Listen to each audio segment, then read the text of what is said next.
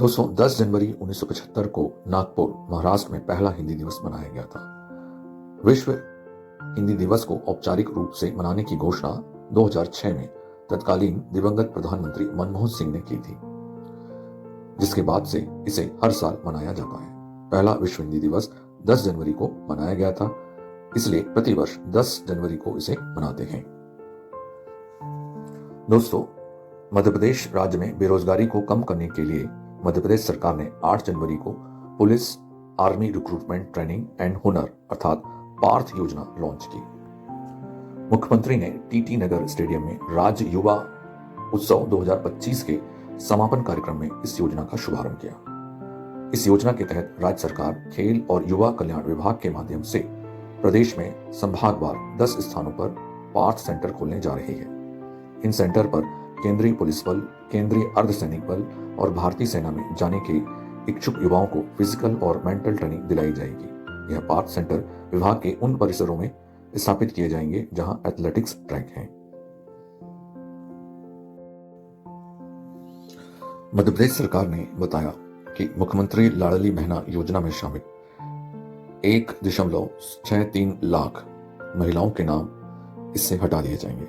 दरअसल 18 से 60 वर्ष की महिलाएं इस योजना का लाभ ले सकती हैं और इसमें शामिल 1.63 लाख महिलाएं ऐसी हैं जिनकी उम्र 60 वर्ष से अधिक हो चुकी है। इन महिलाओं को जनवरी से योजना का लाभ नहीं मिलेगा। दोस्तों, जियो 5.5G नेटवर्क लॉन्च करने वाली भारत की पहली कंपनी बन गई है। 5.5G नेटवर्क 5G का एडवांस वर्जन है। 5G में स्मार्टफोन एक नेटवर्क सेल पर निर्भर रहता है, जबकि 5.5G में एक समय पर कई नेटवर्क सेल से कनेक्ट रहता है, जिससे बेहतर स्पीड कवरेज मिलता है और इसकी स्पीड 5G के मुकाबले 5 गुना अधिक होती है। दोस्तों, नव निर्वाचित अमेरिकी राष्ट्रपति डोनाल्ड ट्रंप ने कहा है कि वह ग्रीनलैंड को अमेरिका का हिस्सा बनाना चाहते हैं, जिसकी वजह से यह प्रश्न उत्पन्न होता है कि किसके पास है ग्रीनलैंड का स्वामित्व। तो दोस्तों, यह क्षेत्र 600 से अधिक वर्षों से डेनमार्क का हिस्सा रहा है और अब डेनमार्क शासन के अंतर्गत अर्ध संप्रभु, हाफ सोवर्जिन या सेमी सोवर्जिन क्षेत्र के तौर पर अपने अधिकतर घरेलू मामलों को देखता है। यह 1953 में औपचारिक तौर पर डेनमार्क का क्षेत्र बना था। दोस्तों, मेक्सिको की राष्ट्रपति क्लाउडिया शिनबॉम ने नव निर्वाचित राष्ट्रपति डोनाल्ड ट्रंप के हम गल्फ ऑफ मैक्सिको का नाम गल्फ ऑफ अमेरिका रखेंगे बयान पर प्रतिक्रिया दी। उन्होंने 1607 के अमेरिका के शुरुआती चित्रण वाले नक्शे को दिखाते हुए कहा, क्यों ना हम यूएस को मैक्सिकन अमेरिका कहें। रेल मंत्री अश्विनी वैष्णव ने बताया कि जम्मू कश्मीर में दुनिया के सबसे ऊंचे रेल ब्रिज चिनाव ब्रिज पर CRS train speed trial run के दौरान 110 किलोमीटर प्रति घंटे की रफ्तार से ट्रेन दौड़ी। रेल मंत्री ने कहा कि जम्मू कश्मीर रेलवे लाइन जल्द ही शुरू होने के लिए तैयार हो रही है।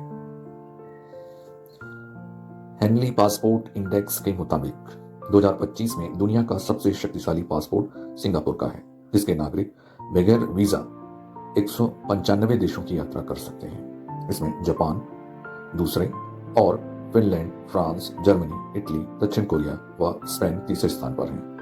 इस इंडेक्स में भारतीय पासपोर्ट 85वें स्थान पर है, जिसके नागरिक बिना वीजा 57 देशों की यात्रा कर सकते हैं। दोस्तों, हेनली पासपोर्ट इंडेक्स के मुताबिक 2025 में दुनिया का सबसे कमजोर पासपोर्ट अफगानिस्तान का है, जिसके नागरिक बगैर वीजा सिर्फ 26 देशों की यात्रा कर सकते हैं। उल्लेखनीय है कि हेनली पासपोर्ट इंडेक्स में 199 देशों के पासपोर्ट को शामिल किया गया था। तुर्कमेनिस्तान के काराकुम रेगिस्तान में स्थित एक गैस क्रेटर को नर्क का दौर कहा जाता है, जो पिछले 50 वर्षों से अधिक समय से जल रहा है। इस स्थान को दरवाजा गैस क्रेटर के नाम से भी जाना जाता है। और दोस्तों, 8 जनवरी को अमेरिका के कैलिफोर्निया प्रांत के लॉस एंजलिस शहर के जंगलों में आग लगी, जो आग हॉलीवुड तक पहुंच गई है। यह आग विश्व भर के पर्यावरणविदों के लिए समस्या का विषय बनी हुई है, तो वहीं दूसरी ओर सोशल मीडिया में चर्चा का विषय बनी हुई है। दोस्तों, केंद्रीय सूचना और प्रसारण मंत्री अश्विनी वैष्णव ने 8 जनवरी को महाकुंभ 2025 को समर्पित विशेष गीत महाकुंभ है लॉन्च किया। इस गीत को प्रसिद्ध लेखक आलोक श्रीवास्तव ने लिखा है, संगीत क्षितिज तारे ने दिया है और इसे प्रसिद्ध गायक कैलाश खेर ने गाया है।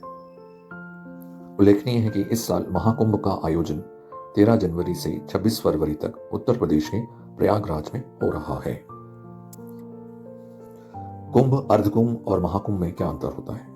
कुंभ मेले पूर्ण कुंभ का आयोजन हर 12 साल में एक बार प्रयागराज, हरिद्वार, नासिक और उज्जैन में किया जाता है, जबकि अर्धकुंभ हर 6 साल के अंतराल में हरिद्वार और प्रयागराज में मनाया जाता है।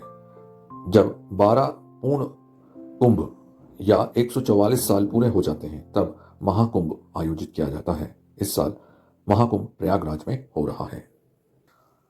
The academy of motion picture art and science अर्थात ऑस्कर ने 8 जनवरी को ऑस्कर 2025 के लिए योग्य पाई गई फिल्मों की लिस्ट जारी की।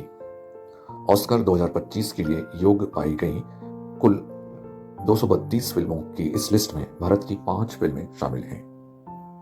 ये 5 फिल्में हैं Kanguva, all we imagine as light, girls will be girls, Aadu Jeevitham, the goat life और स्वतंत्र वीर सावरकर।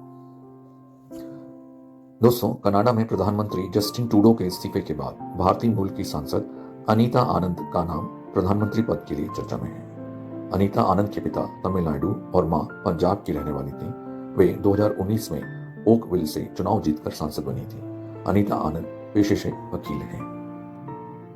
दोस्तों, प्रधानमंत्री नरेंद्र मोदी ने 9 जनवरी को उड़ीसा में भुवनेश्वर के जनता मैदान में 18वें प्रवासी भारतीय दिवस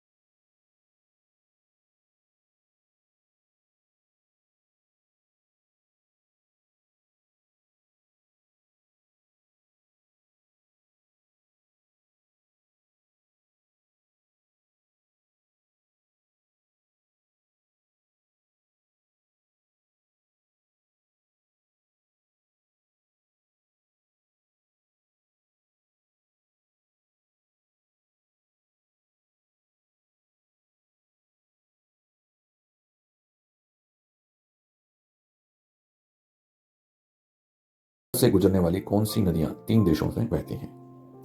भारत से गुजरने वाली कोसी नदी तिब्बत और नेपाल से होकर बहती है। सिंधु नदी चीन के कब्जे वाले तिब्बत से होकर भारत पहुंचती है और फिर पाकिस्तान में प्रवेश कर जाती है। सतलुज नदी तिब्बत से उद्गम होती है, फिर भारत होती है, पाकिस्तान पहुंचती है और सिंधु नदी में मिल जाती है।